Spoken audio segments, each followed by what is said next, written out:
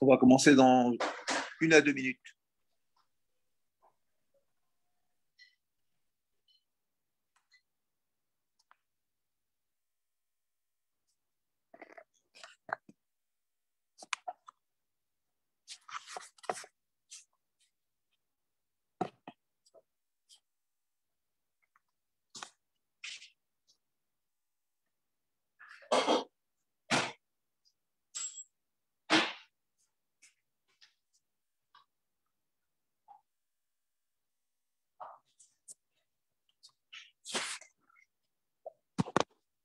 יסמין, אני לא שומע אותה.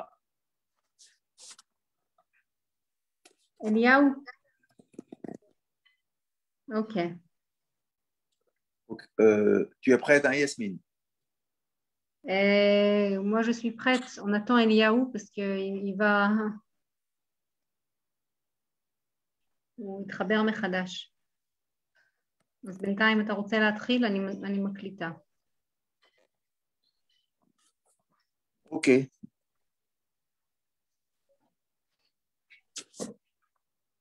Erev Tov, bonsoir à tous.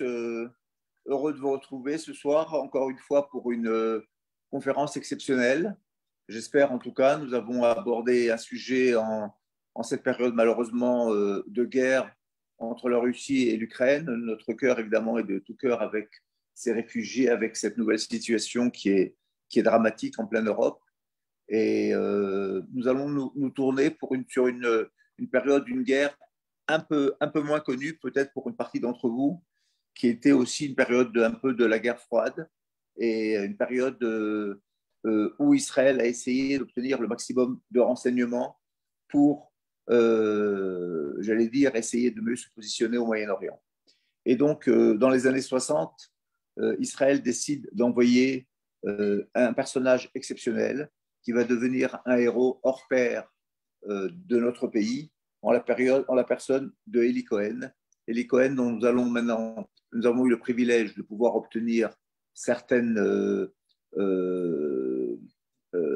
rencontres avec son épouse, qui est toujours en vie, qui est une femme très pétillante, une femme très intéressante, une femme qui vit encore ce qui s'est passé il y a plus de 60 ans en Syrie avec son mari.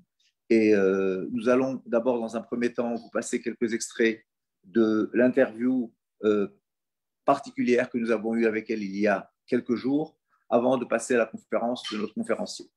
Donc, si Yasmine, tu veux bien nous passer, c'est en hébreu, évidemment, et nous allons, au fur et à mesure, vous traduire quelques lignes succinctement de cette interview spécialement faite pour cette réunion de ce soir.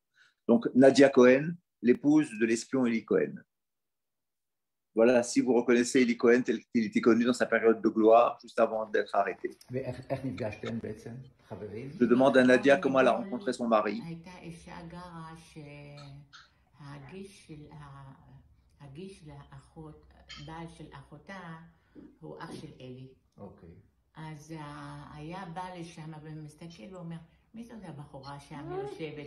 Voilà, ce sont des voisins qui les ont fait rencontrer, tout en feuilletant son album de famille. Elle nous explique.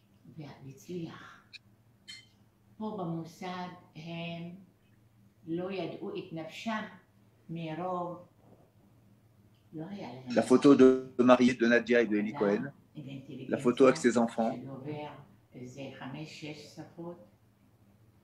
Donc elle parle un peu de son mari qui est un être exceptionnel, qui parlait 5 à 6 langues, très charismatique. Il s'est approché de toute la direction du parti au pouvoir en Syrie, y compris le chef d'état-major. Voilà, nous sommes ici à l'intérieur de son appartement, il y a seulement 3 jours. Même les Syriens ont fini par l'aimer, c'est-à-dire il est tellement fort et intégré dans la vie syrienne.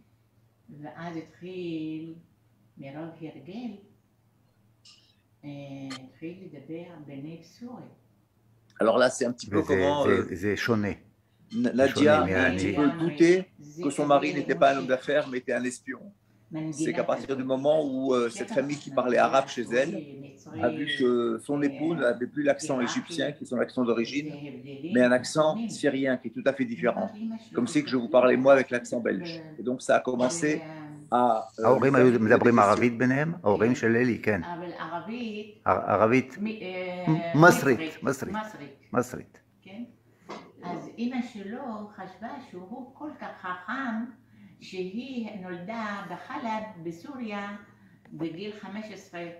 La mère d'Eli Cohen était d'origine syrienne. Donc sa mère pensait qu'il reprenait son accent de jeunesse. Vous ne pouvez pas imaginer qu'il avait travaillé pendant des semaines pour apprendre l'accent arabe syrien.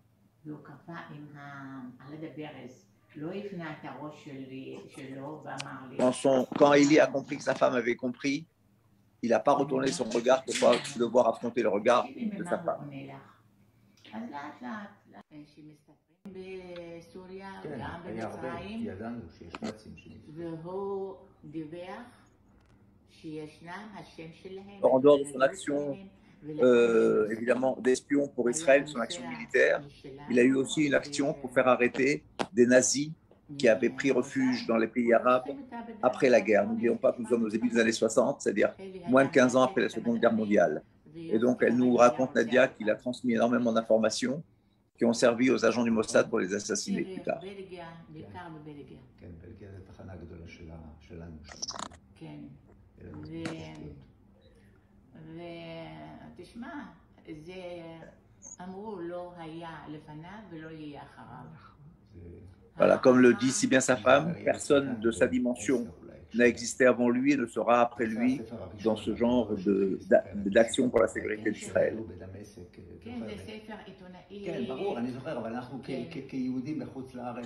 Donc aujourd'hui, Nadia nous dit qu'on parle un peu plus de son mari. Très longtemps en Israël, on en a très peu parlé. Aujourd'hui, il y a plus de films, plus de livres, plus de choses qui sont faites à sa mémoire.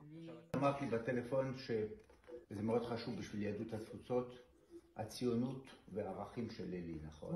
וואו. Voilà. Et Eli Cohen était évidemment un sioniste né, quelqu'un qui avait des valeurs juives très développées. Voilà. Les quelques extraits que nous avons passés de cette interview que nous avons fait spécialement pour cette soirée. J'espère que maintenant notre conférencier Eliaou Atlan est en ligne et que nous allons pouvoir vous faire une présentation plus détaillée du personnage et de l'action de Eli Cohen pour la sécurité d'Israël.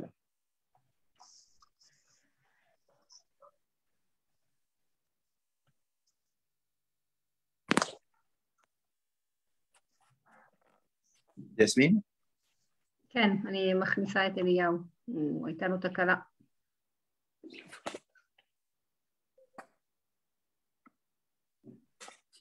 Alors, je vous demande une petite minute, s'il vous plaît. C'est les problèmes du direct, c'est la raison pour laquelle nous avons enregistré les petits films avec Nadia Cohen. Et maintenant, nous repassons en direct avec notre conférencier. Ah, il est où?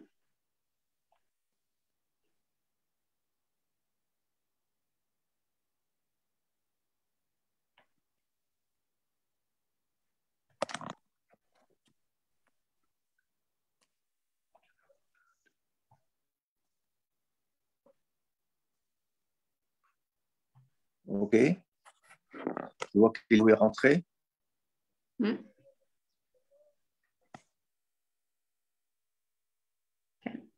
Eliaou, tu nous entends?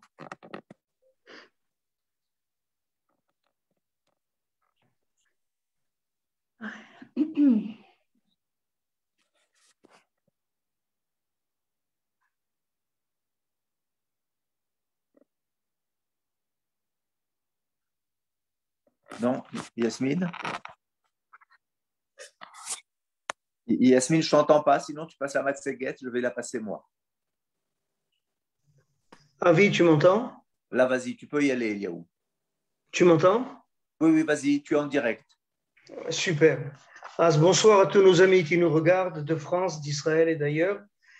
Il y a quelques jours, Avi m'a demandé de préparer une conférence sur le personnage extraordinaire qu'aura été Eli Cohen.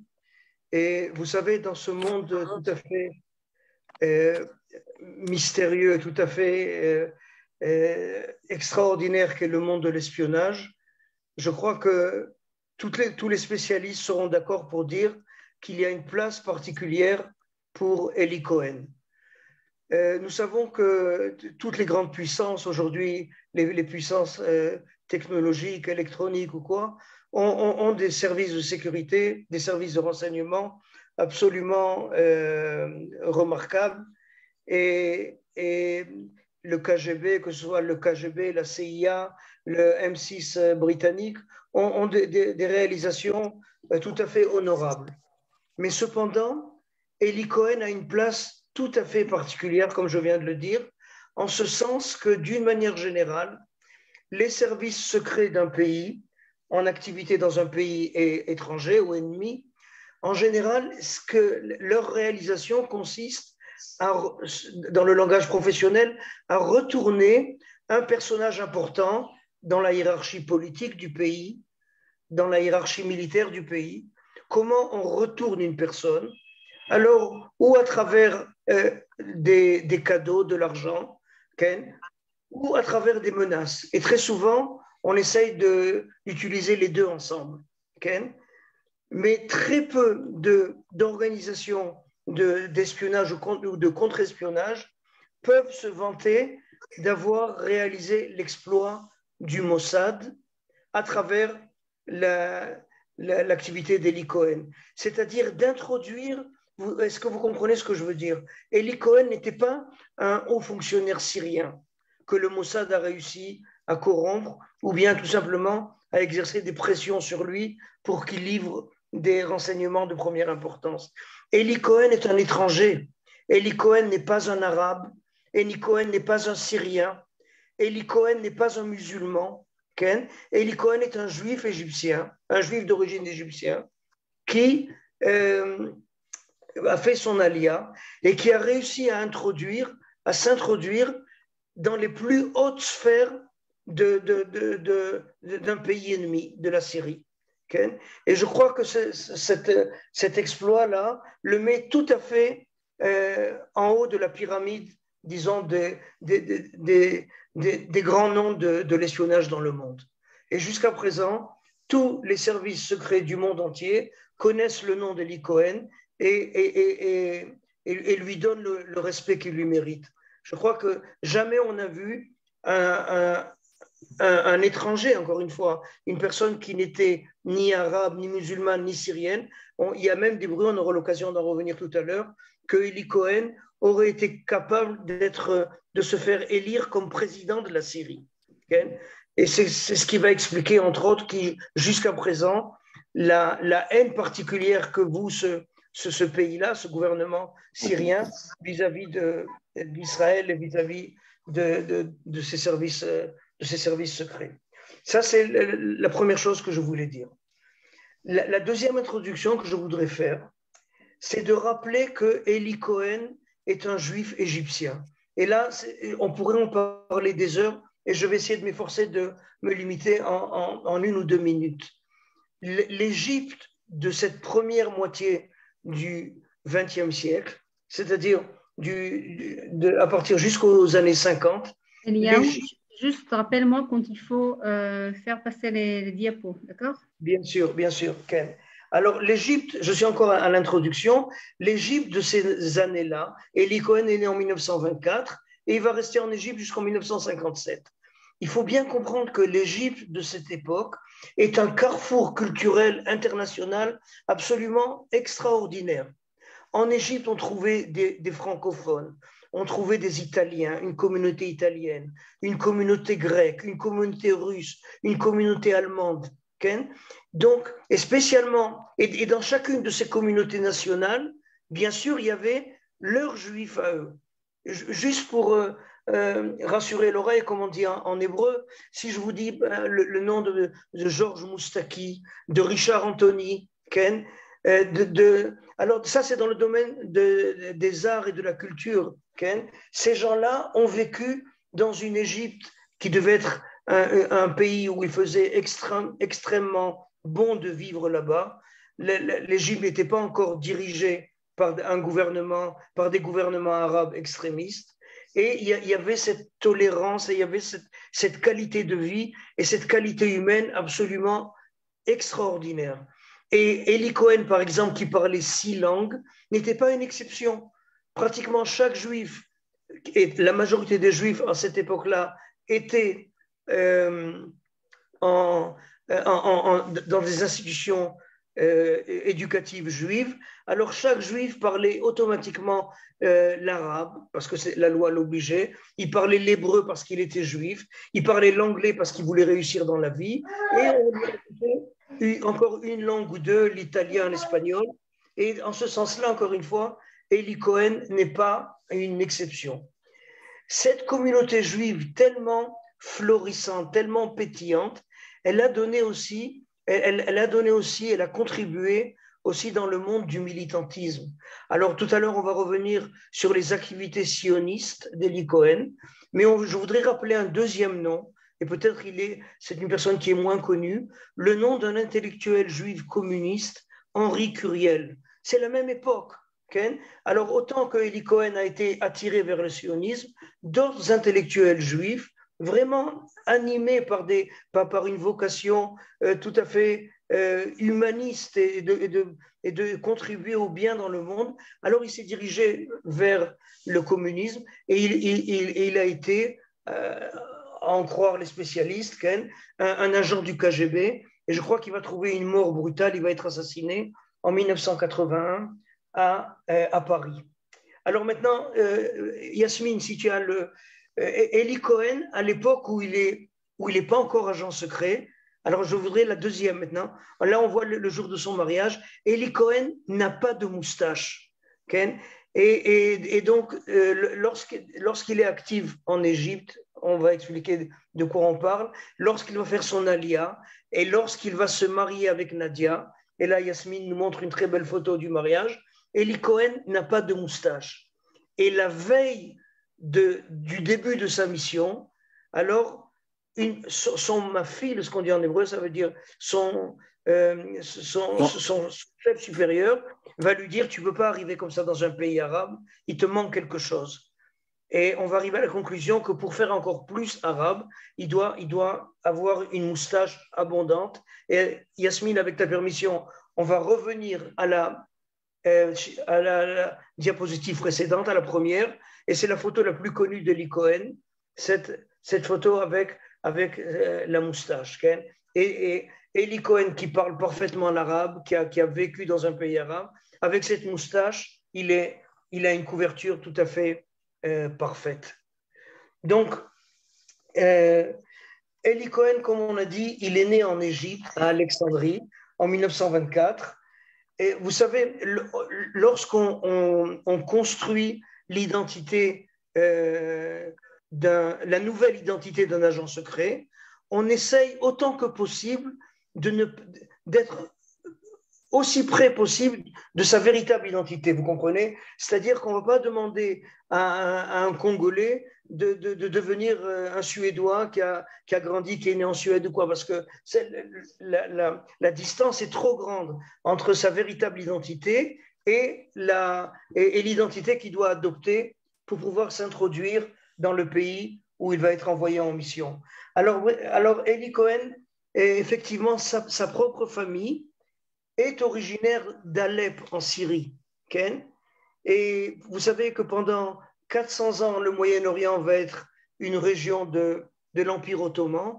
Et jusqu'au début du XXe siècle, ces passages-là, ces brassages de population de Syrie en Égypte, d'Égypte en Syrie ou au Liban, ce n'est pas considéré comme le passage de deux pays différents ou de deux civilisations différentes. On baigne dans une même ambiance moyen-orientale, et qui, durant très longtemps, a fait partie d'un même ensemble politique qui s'appelait l'Empire ottoman.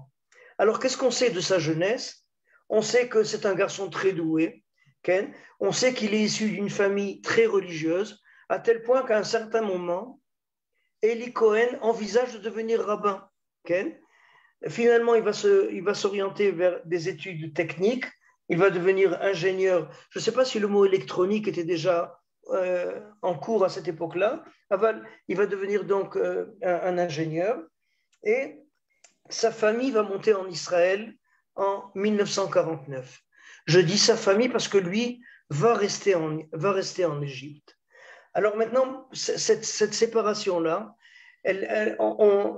très souvent, les personnes qui écrivent ou les journalistes qui écrivent sur Eli Cohen commencent à parler de sa carrière politique, de sa carrière professionnelle dès le moment où il arrive en Israël, où il va être recruté par le Mossad. Mais en fait, ce n'est pas exact. Le titre de la conférence qu'on vient de donner va être le chemin de Damas.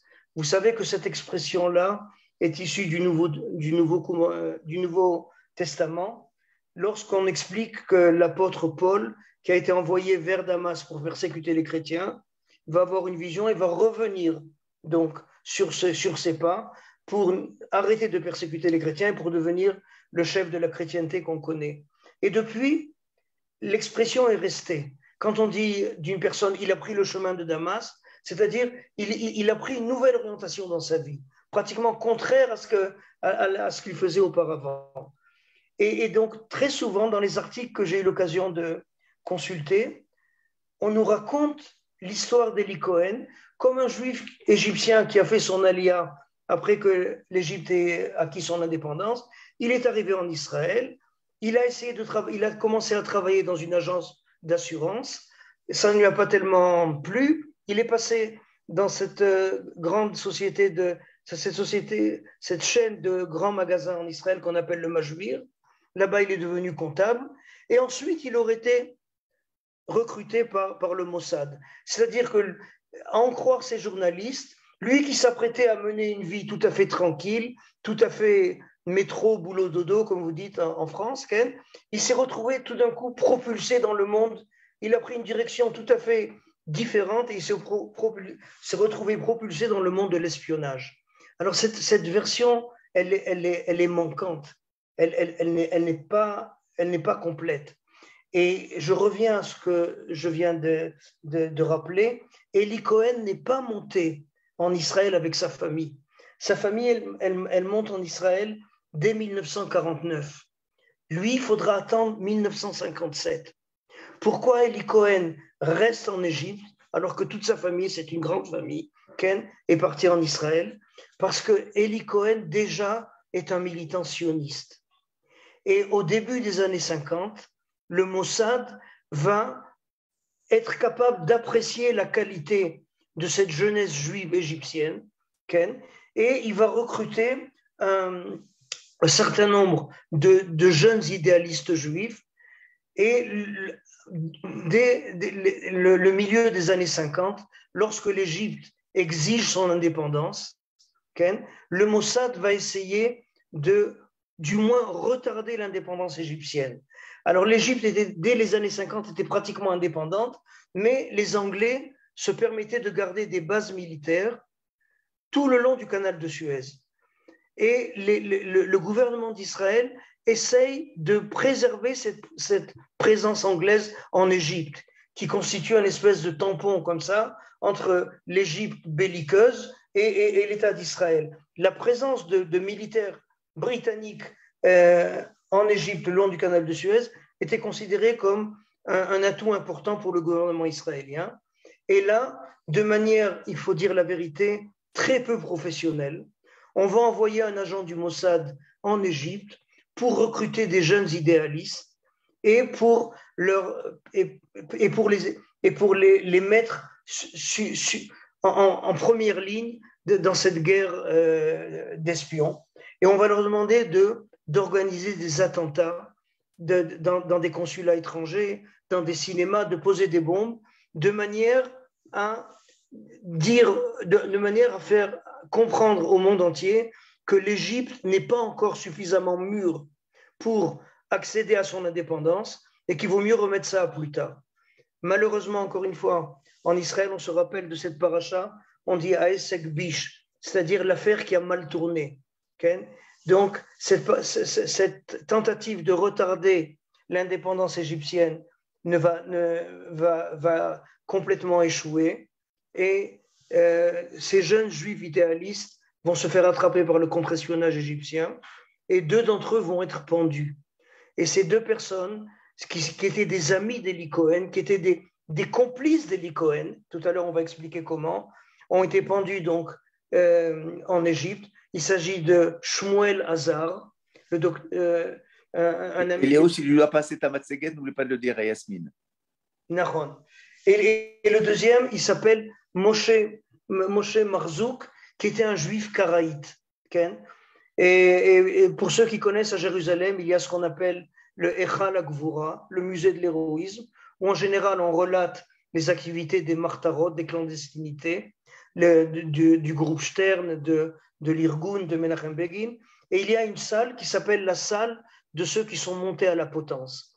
Alors on parle de Dov Gruner, on parle encore une fois des combattants juifs d'Eretz Israël, de Palestine à l'époque, et il y a aussi le portrait de ces deux jeunes juifs égyptiens, Shmuel Hazar et Moshe Marzouk.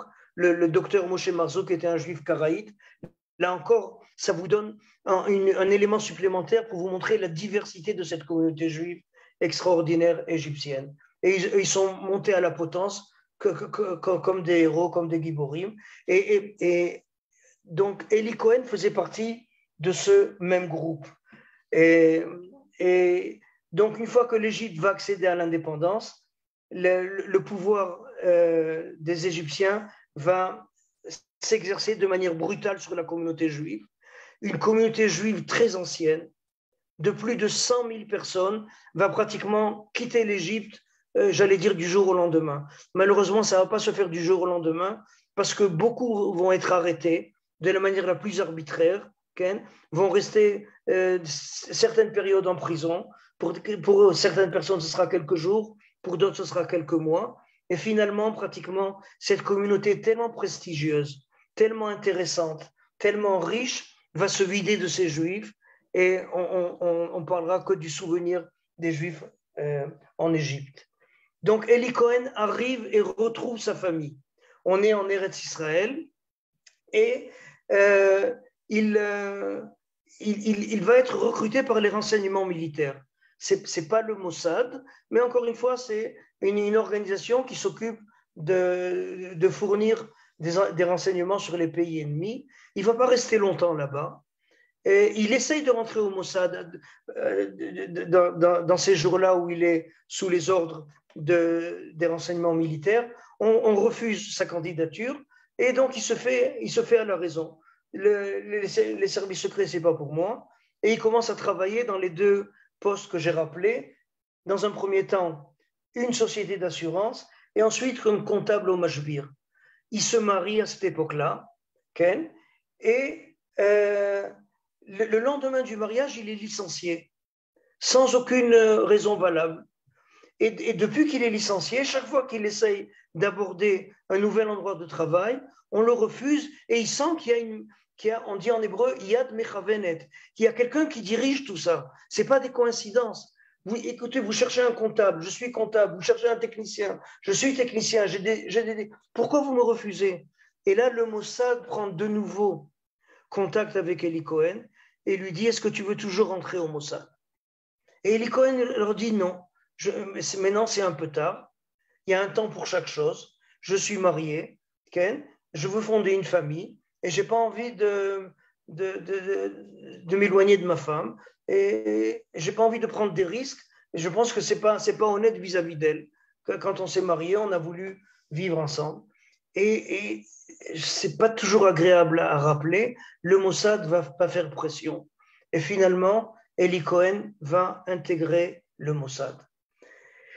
Là, il est pris en main par un monsieur que vous connaissez tous, par un officier supérieur du Mossad. Ce monsieur s'appelle Yitzhak Shamir.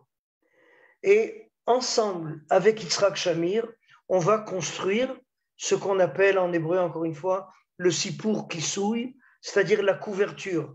Eli Cohen, on va t'envoyer en Syrie, tu ne peux pas continuer à t'appeler Eli Cohen.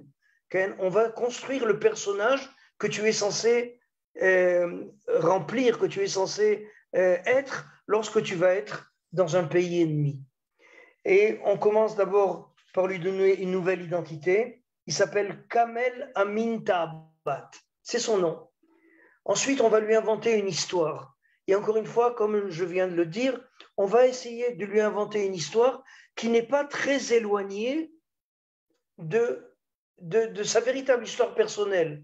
C'est-à-dire, les origines de la famille, c'est la Syrie. De Syrie, on serait passé au Liban pour arriver en Égypte. Et ensuite, retour au Liban. Et on va l'envoyer en Amérique du Sud. On va l'envoyer en Amérique du Sud, en Argentine. Vous savez, mes amis, les pays arabes ne sont pas des pays... L'histoire politique des pays arabes n'est pas l'histoire d'un long fleuve tranquille. Très souvent là-bas, les changements de pouvoir se font par la force et très souvent, avec un nouveau pouvoir à la tête du pays, beaucoup de représentants du pouvoir précédent sont obligés de quitter le pays parce qu'il y a une répression terrible. On n'a pas affaire à des pays démocratiques. Et de ce fait, beaucoup d'Arabes syriens se sont retrouvés en Argentine. Et c'est là que Yitzhak Shamir, avec Eli Cohen, décide de faire commencer l'histoire de Kamel Amin Ta'abat.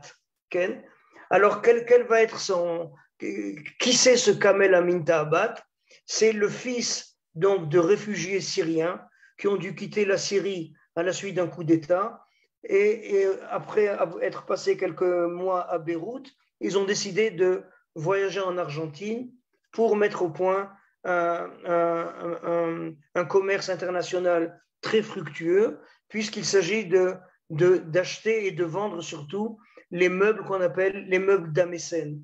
Vous savez qu'il y a des très beaux meubles, des armoires, des chaises qui sont fabriqués à Damas et qui sont avec du nacre, des très belles couleurs. Et là-bas, leur fonds de commerce a l'air de très très bien marcher.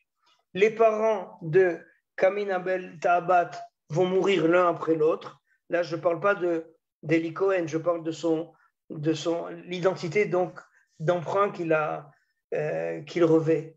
Et il est adopté par son oncle. Et son oncle va donner à cette affaire-là encore une dimension encore plus grande, encore plus prospère. Et à la mort de son oncle, Eli Cohen, je ne vais pas répéter son nom arabe, Eli Cohen va devenir l'héritier donc d'une grosse fortune. Maintenant, lorsqu'il est en Argentine, il prend contact avec les exilés syriens. Entre autres, il y a un certain Amin, Hafez Amin, qui dirige un journal en espagnol, mais c'est un journal arabe. Ce journal s'appelle le Bandera Arabe, c'est-à-dire le drapeau arabe. Maintenant, vers la fin des années 50, l'Égypte et la Syrie décident de fondre en un seul pays. On va appeler cette aventure politique la République arabe unie, ou la RAU dans la presse française. C'est-à-dire que l'Égypte arrête de s'appeler Égypte, la Syrie s'arrête de s'appeler Syrie, les deux ont constitué la République arabe unie. Maintenant, comme vous le savez, l'Égypte est un pays beaucoup plus important que la Syrie, est un pays beaucoup plus nombreux, beaucoup plus puissant que la Syrie. Et donc, très très vite en Syrie, on va avoir l'impression que l'Égypte les a avalés, que la Syrie est devenue égyptienne. Alors, beaucoup d'exilés syriens à Buenos Aires, en Argentine, vont à travers ce journal-là que j'ai rappelé le drapeau arabe, vont écrire des articles terribles contre cette union-là. Et ils vont dire comment on peut abandonner aussi facilement notre passé prestigieux de la Syrie arabe, et avec, pour ceux qui connaissent un peu l'histoire, avec les Omeyyades, avec ces dynasties qui ont fait la gloire de l'islam, quoi, pour s'identifier à ces trois lettres-là, la RAU, quoi. Donc, ils sont très, très mécontents de cette fusion. Et quelques années plus, cette fusion n'a pas duré très longtemps, je crois, 3 ou 4 ans. Et lorsque cette union-là va éclater, alors va arriver au pouvoir un nouveau parti en Syrie, un parti qui a commencé à se créer justement en Irak. En Syrie, il va devenir très puissant. Ce parti s'appelle le Baas. Le Baas qui signifie la résurrection. va être accueilli par les exilés syriens en Argentine avec beaucoup d'enthousiasme. Et le rédacteur en chef de ce journal en espagnol, qui est devenu un ami intime de Eli Cohen, et Eli Cohen a écrit beaucoup d'articles enflammés pour le nationalisme syrien et pas pour un amalgame avec des Égyptiens ou avec une autre nation arabe. Alors il décide de retourner au pays. Et c'est ce retour au pays, c'est-à-dire le retour en Syrie, qui en fin de compte annonce le début de Eli Cohen en tant qu'espion.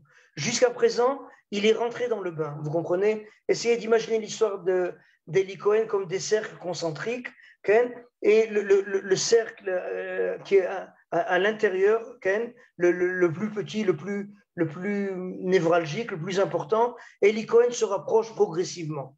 Alors d'abord, il a fréquenté la diaspora syrienne à l'étranger, en Amérique du Sud. Ensuite, il est devenu un ami du parti politique qui a pris le pouvoir en Syrie. Et maintenant, il rentre en Syrie. Il est physiquement en Syrie. Et là, il est déjà connu.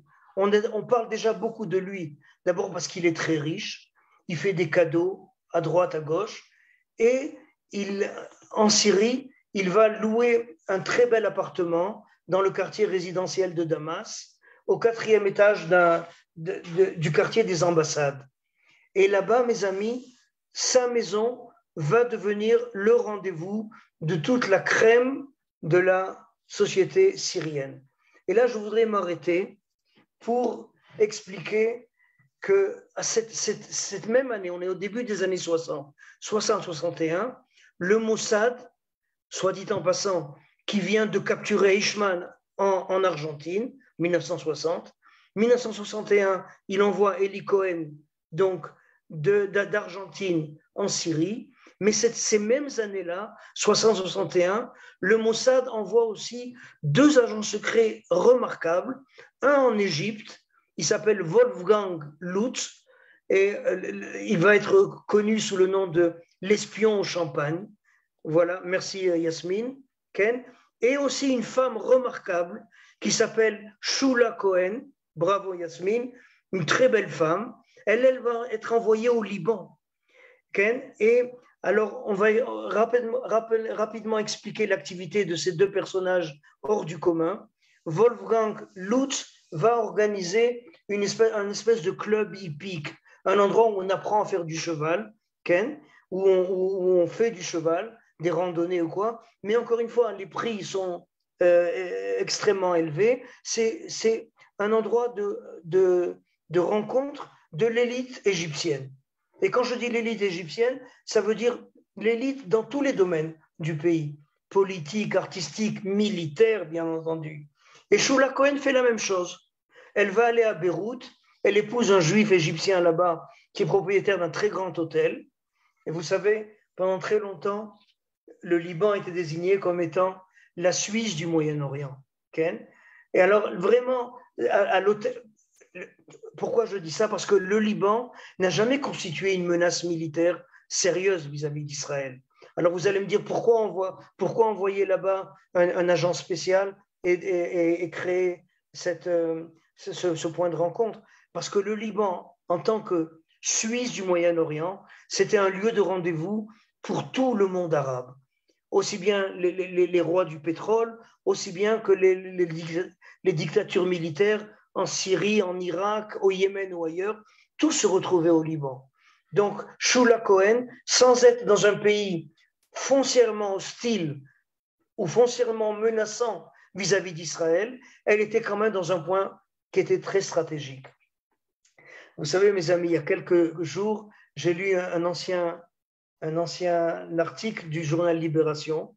Je crois qu'il parlait des 50 ans de la capture d'Eli Cohen ou de l'exécution d'Eli Cohen. Et le titre du journal, vous allez m'excuser de le répéter, et c'est un peu cru, le titre de l'article était « Barbouze rime avec partouze ». Je crois que je n'ai pas trop besoin de rentrer dans les détails.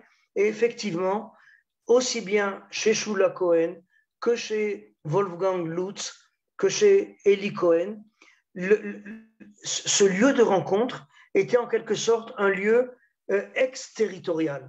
C'est-à-dire que dans tous les pays arabes, dans tous les pays musulmans, même lorsqu'ils se prétendent laïcs, il y a le poids de l'islam qui est très très fort. Et le poids de cette volonté d'être très, avec beaucoup de tsniout, comment on dit en français, avec beaucoup de pudeur. Dans un pays arabe, on ne parle pas d'érotisme, on ne parle pas de choses comme ça. Tout le monde sait que c'est une couche superficielle, mais on joue le jeu. Et quand on arrive chez Shula Cohen à Beyrouth, chez Wolfgang Lutz en Égypte, ou chez Eli Cohen, on sait qu'on n'est pas dans un pays arabe, on est dans une petite bulle comme ça où tout est permis. Et donc très très vite, Eli Cohen va profiter de ce lieu de rencontre pour tisser un réseau de collaborateurs tout à fait extraordinaire. D'abord par sa quantité. On parle de centaines de personnes, mes amis. Maintenant, lorsque je dis collaborateur, ce n'est pas collaborateur avec la connotation Vichy, un collabo. Collaborateur dans le sens professionnel. Eli Cohen va voir les ministres, va voir les grands administrateurs du pays syrien, et il se présente comme étant un homme d'affaires international.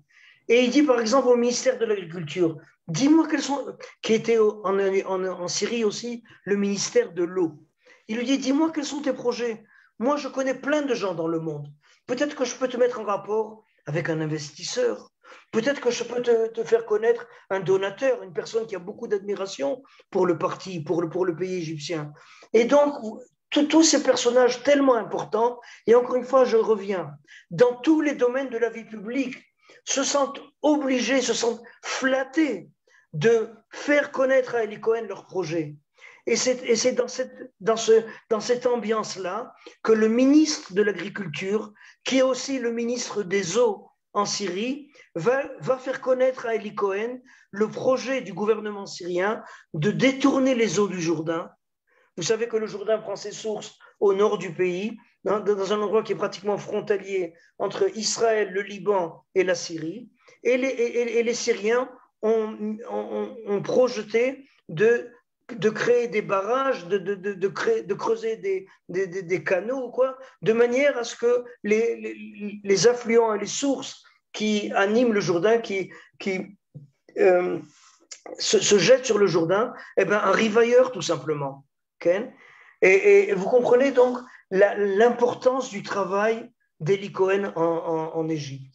Maintenant, lorsque je dis que ces renseignements, ils touchent à tous les domaines de la vie, vous savez, le renseignement, c'est la sécurité. Chaque renseignement, il est important. Vous allez me dire, mais si c'est l'agriculture ou si c'est des potins, en quoi ça intéresse la sécurité? Tout a une conséquence sécuritaire. Par exemple, il est au courant aussi de tous les potins de la ville, de toutes les infidélités. Un tel ministre va avec une telle actrice de cinéma, une telle speakerine de la télévision fréquente le Premier ministre. Tout arrive dans les délais les plus courts sur les bureaux et les tables de travail du Mossad.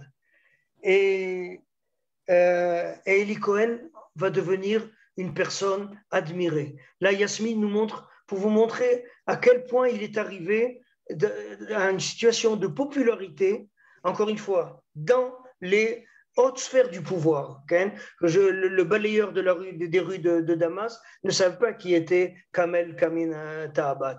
Mais tous les gens importants connaissent qui est Eli Cohen. Alors, la très belle photo que Yasmine nous expose maintenant, le chef de l'aviation militaire syrienne organise un stage de pilote pour Eli Cohen.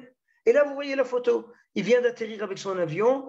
Il y a tout le gratin, la fine fleur de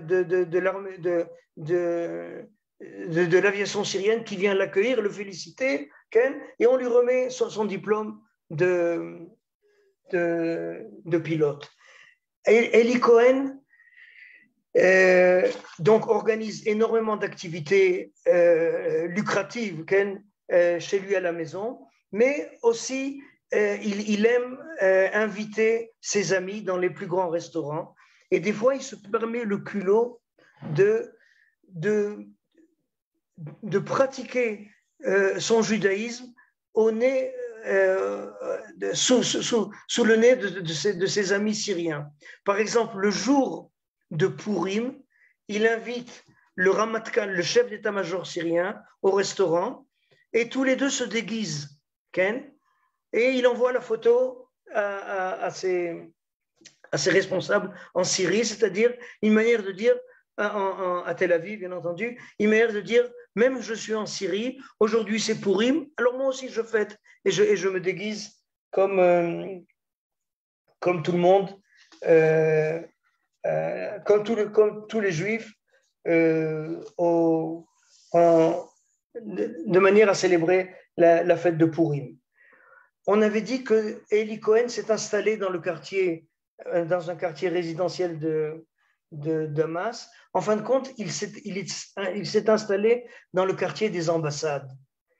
Et là, peut-être, on va aborder la dernière phase, c'est-à-dire après 2 années où il apporte une moisson de renseignements tout à fait exceptionnelle, importante.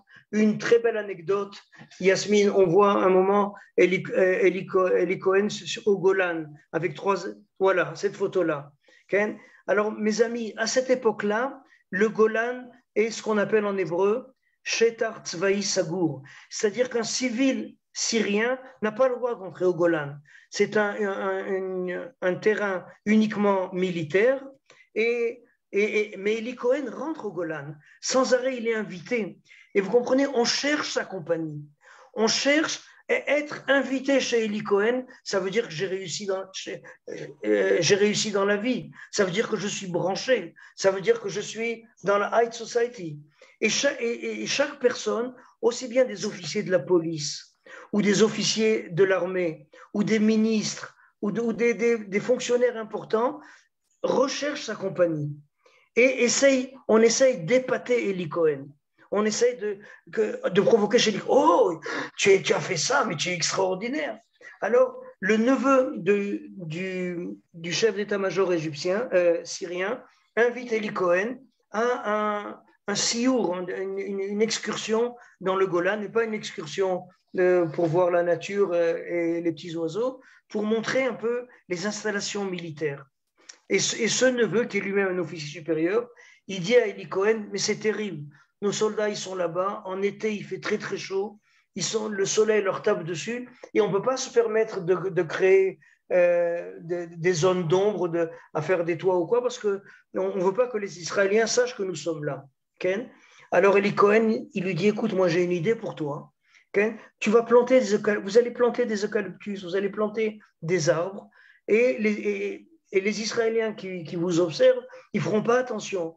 S'il y a un arbre en plus ou en moins, ils ne vont pas faire la corrélation que cet arbre-là, en fin de compte, il est là pour prodiguer de l'ombre aux combattants syriens qui sont terrés là-bas dans leur bunker ou dans leur base souterraine, comme ça.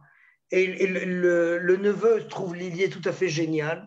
Et lorsque va éclater la guerre de 6 jours, les Syriens ne comprennent pas pourquoi les obus israéliens sont tellement précis, pourquoi ils explosent exactement là où se trouvaient les arbres, mais en fin de compte, là où se trouvaient les repères des soldats syriens. Donc, Eli Cohen va vraiment faire une véritable révolution dans le monde du renseignement par la qualité et la quantité des renseignements qu'il apporte. Et maintenant, on doit aborder le chapitre peut-être le plus douloureux, c'est-à-dire la capture d'Eli Cohen, et peut-être, encore une fois, avec beaucoup de pudeur, avec beaucoup de prudence, on doit appeler ça aussi les erreurs du Mossad. Alors, pendant que Eli Cohen était déjà en Syrie, un de ses frères, Maurice Cohen, va rentrer dans les renseignements militaires. et chose aujourd'hui qui est considérée comme absolument impensable, on va mettre Maurice Cohen responsable du contact avec Eli Cohen. Vous comprenez? Alors, et Eliaou, quand tu dis contact, c'est une question qui a été posée en chat. Il faut savoir que les transmissions d'Eli Cohen, évidemment, à l'époque, le moyen le plus efficace et le plus courant, c'était le morse, chose dont ils se servaient quotidiennement, quasiment. Bravo, Nahon. Et donc, Maurice Cohen, donc il sait qu'il parle avec notre homme à Damas, mais il ne sait pas que c'est son frère. Et alors, il reçoit un compte-rendu, et en bas du compte-rendu, Eli Cohen écrit « Est-ce que Fifi a commencé à marcher ?» Et Maurice Cohen est persuadé que c'est encore un code. Fifi. Fifi, c'est Sophie, la fille d'Eli Cohen. Et donc, maintenant, durant son séjour en Syrie, à plusieurs reprises, il sort de Syrie pour l'étranger, et en général, à partir de la Suisse, de la France, de l'Angleterre, il arrive il vient en Israël. Donc, il a eu, je ne sais pas combien d'occasions, mais de voir sa femme. Et donc, sa femme, après sa première grossesse, elle accouche d'une petite fille qui s'appelle Sophie. Et donc, lui, il ne comprend pas. Maurice Cohen, il dit, mais qu'est-ce que ça veut dire ce code-là? Qu'est-ce qu'il veut nous dire par Fifi? Et il est perturbé. Le lendemain, un nouveau compte-rendu d'Eli Cohen, et il dit, est-ce que Nadia a reçu la machine à coudre? Et là, le monde s'écroule pour lui. Parce que cette même journée, il est parti voir sa belle-sœur. Et quand il est rentré chez sa belle-sœur, elle lui dit, regarde, Eli, maintenant, sa belle-sœur, c'est-à-dire la femme d'Eli Cohen, elle ne sait pas qu'il est envoyé à Damas. Pour elle, encore une fois, là aussi, il a une couverture. Il est considéré comme un membre du ministère de la Défense qui est chargé d'acheter des pièces de rechange pour le matériel militaire. Donc, elle sait qu'il est toujours à l'étranger, mais elle l'imagine en Europe, aux États-Unis, mais pas à Damas. Alors, elle lui dit, regarde, Eli m'a envoyé d'Allemagne une super machine à coudre, regarde, c'est extraordinaire. Et donc, quelques heures plus tard, quand il rentre au travail, est-ce que Nadia a reçu la machine à coudre? Alors, il n'y a plus de place au doute, vous comprenez? Et la cruauté de l'histoire veut que lorsque, comme Avi vient d'expliquer, du fait que les correspondances se faisaient par le morse, alors le Mossad avait mis sur pied une manière de pouvoir faire dire à la personne qui écoute les messages de Tel Aviv, une manière d'envoyer le morse en disant « je viens d'être capturé ». Et c'est Maurice Cohen qui, lorsque Eli Cohen va se faire attraper, qui comprend que son frère a été capturé. Je vous demande 2 minutes de patience. Mon téléphone est en train de se décharger. Une petite seconde.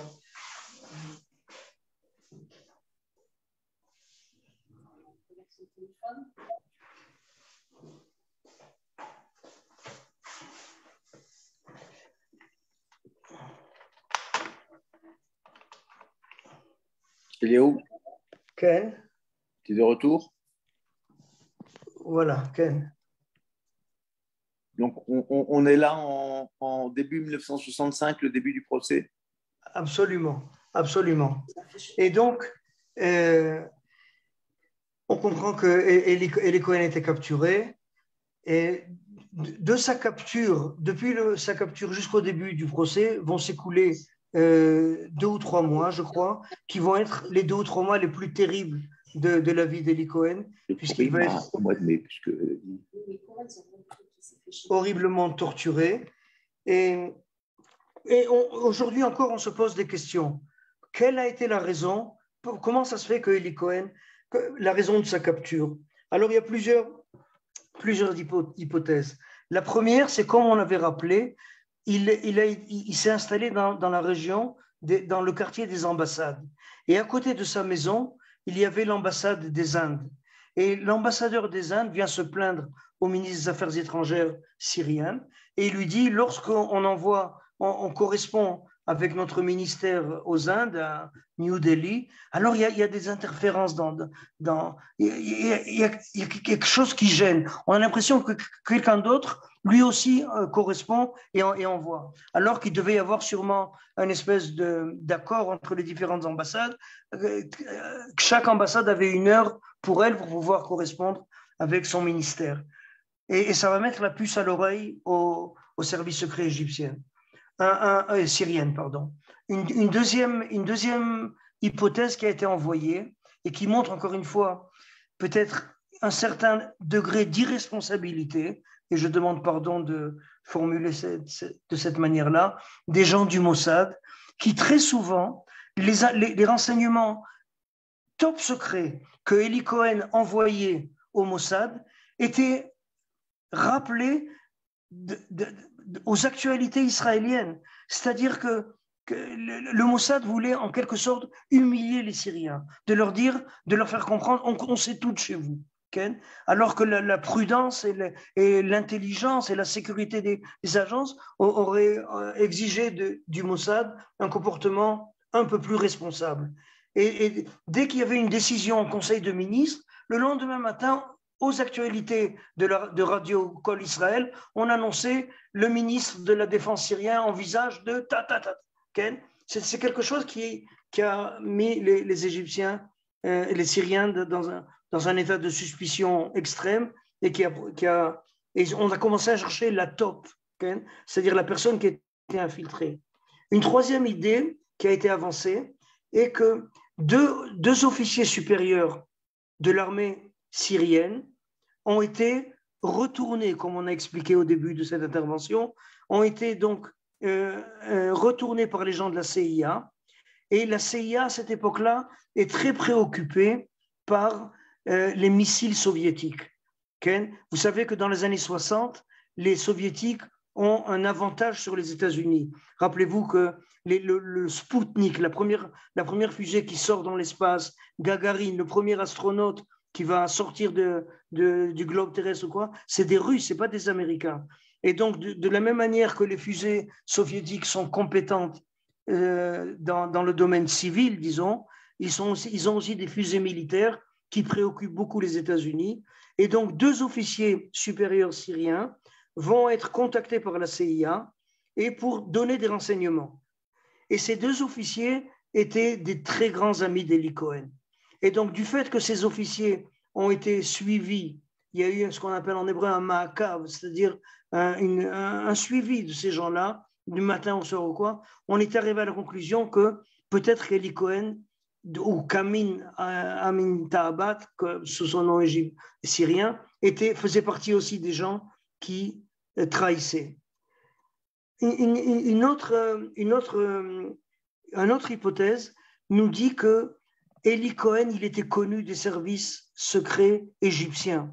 On se rappelle que durant le début des années 50, alors que sa famille est montée en Israël, lui, il est resté et il a collaboré avec des gens du Mossad, que deux de ses amis, le docteur Shmuel Hazar et le docteur Moshe Marzouk, ont été pendus. Lui, il a réussi on dit que un des rôles qu'il avait dans ce groupe-là de militants, c'était de louer un appartement à son nom pour que les gens du Mossad puissent se retrouver là-bas.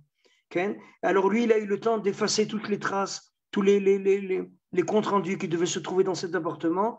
Et lorsque la police égyptienne est venue, il a réussi à les convaincre qu'il a été abusé par ses amis, les complotistes, et que lui, il n'est pour rien dans ce complot anti-égyptien. Mais entre-temps, les Égyptiens avaient sa photo et les Égyptiens avaient ses empreintes digitales. Et donc, durant le flirt qu'il y a eu entre l'Égypte et la Syrie, la RAU, donc il y avait une collaboration serrée entre les deux services secrets.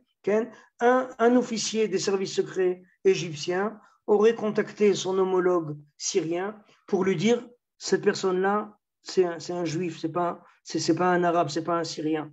Okay?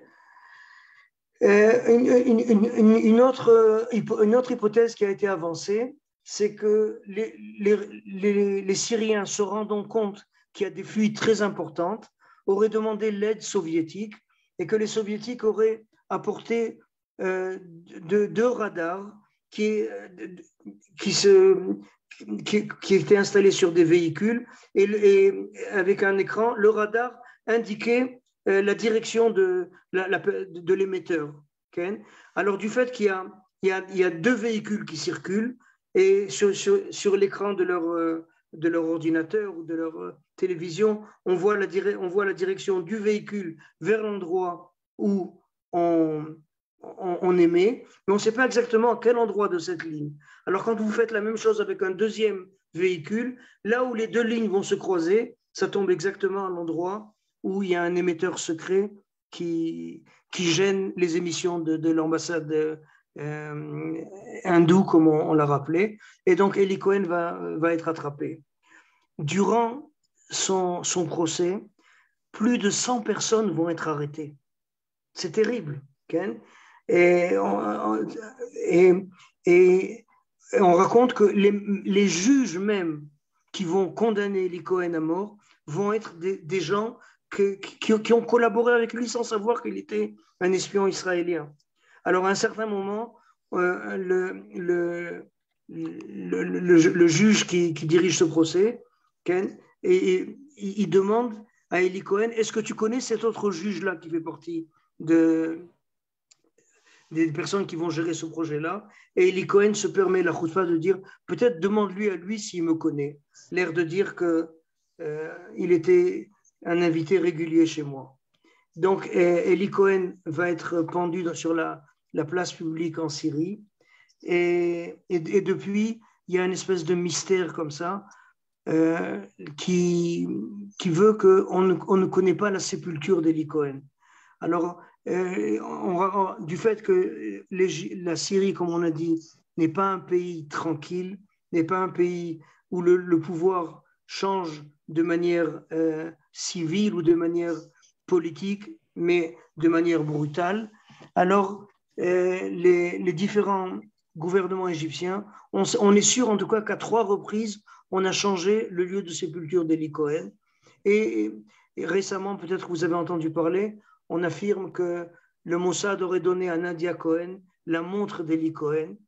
Et il y a beaucoup de gens qui considèrent cette information avec beaucoup de cynisme. Et ils disent la montre d'Eli Cohen qui a été achetée à eBay. Okay? C'est-à-dire que ce n'est pas quelque chose d'authentique. Malheureusement, je n'ai pas d'informations sérieuses à apporter là-dessus. Et Avi, qui a eu l'occasion de rencontrer Nadia, la femme d'Eli Cohen, je pense que vous l'avez vu dans le petit film qu'on a projeté, l'a entendu évoquer sa volonté de créer un musée pour Eli Cohen. Et effectivement, je pense que le personnage d'Eli Cohen n'a pas été suffisamment valorisé en Israël. Et je pense que c'est un problème aussi beaucoup plus grave. Ce n'est pas un problème personnel d'Eli Cohen, c'est peut-être un problème de perception ou d'approche. Encore une fois, je vais être très prudent dans ma formulation, mais de l'État d'Israël dans les années 50-60, où une population séfarade n'a pas toujours reçu le respect qui lui revenait. Okay? Et dans l'entourage d'Eli Cohen, que ce soit sa famille ou des personnes, il y a beaucoup de plaintes là-dessus. Et je préfère m'arrêter là et de dire que, en fin de compte, peut-être que Eli Cohen aurait été, j'allais dire, manipulé. Manipuler, c'est un mot péjoratif. Mais peut-être que les personnes qui lui ont donné les instructions étaient des personnes de piètre qualité et que les rôles ont été inversés. Okay? Et récemment, j'ai lu une déclaration de l'ancien chef du Mossad, Meir Amit, qui ose dire, et je dis ça avec toute la colère possible, Eli Cohen s'est fait attraper parce qu'il n'était pas assez professionnel, il était trop sûr de lui, et il était inconscient du danger, il prenait des risques inutiles.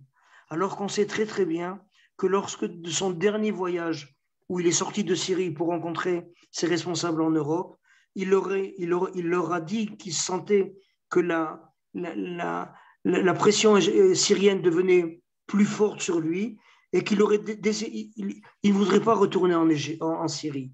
Et les gens du Mossad l'ont convaincu, non, pas du tout. Et il est retourné en Syrie et il n'en est pas revenu. Voilà. Attends, avant de mettre l'un des films, tu veux mettre ce film, Yasmine, je voulais conclure. Vas-y, mets ce petit film alors d'abord, où nous avons demandé à Nadia Cohen qu'on se rappelle qu'elle veut laisser son mari. יזכרו, כמו שזוכרים אותו עכשיו, שהוא שירת את המדינה בנאמנות, ציוני נלהב. Il a servi l'État avec fidélité, un vrai sioniste. סוריה, עם המשפט בזה 5 שנים, שהוא quasiment 50 services en Syrie. ולא היה כמוהו שהביא מידע. Il n'y aura pas d'autres personnages de cette nation dans un service aussi difficile.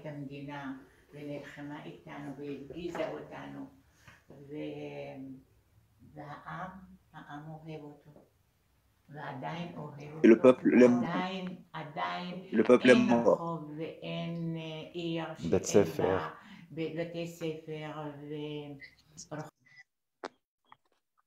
Voilà, nous dit son épouse, c'est qu'effectivement, il y a partout des rues, des écoles en son nom, et comme l'a dit un petit peu Eliaou, ça veut dire que le peuple l'aime beaucoup et l'apprécie. C'est vrai que la reconnaissance nationale n'a pas été forcément à cette dimension, et c'est pour ça que dans 2 mois, un petit musée à sa mémoire est organisé à Herzliya, et je crois que si nous pouvons y contribuer quelque chose, de la communauté juive de France, apporter une contribution, j'allais dire même financière, parce que il faudra entretenir ce musée, une contribution peut-être pour d'autres personnes, parce que nous avons parmi nous des auditeurs qui sont égyptiens, quelqu'un nous a fait un coucou, d'autres qui sont d'origine syrienne, autre chose, s'il y a des documents, si les gens ont des choses qui peuvent correspondre à ce musée, et surtout faire parler de ce musée. Je crois qu'on a en face de nous un personnage,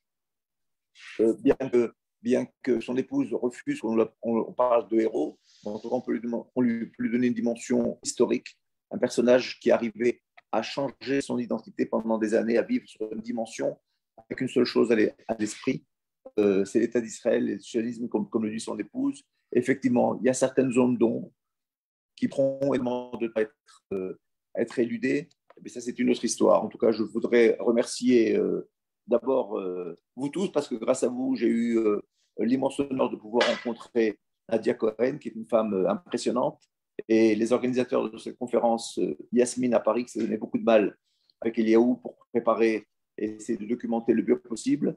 Et vous pouvez continuer à suivre cette conférence pour les gens qui nous ont demandé, qui ont dû quitter, qui n'ont pas pu se présenter, sur notre page Facebook, Organisation sioniste mondiale. Merci beaucoup, bonne soirée et Shabbat Shalom. Shabbat Shalom.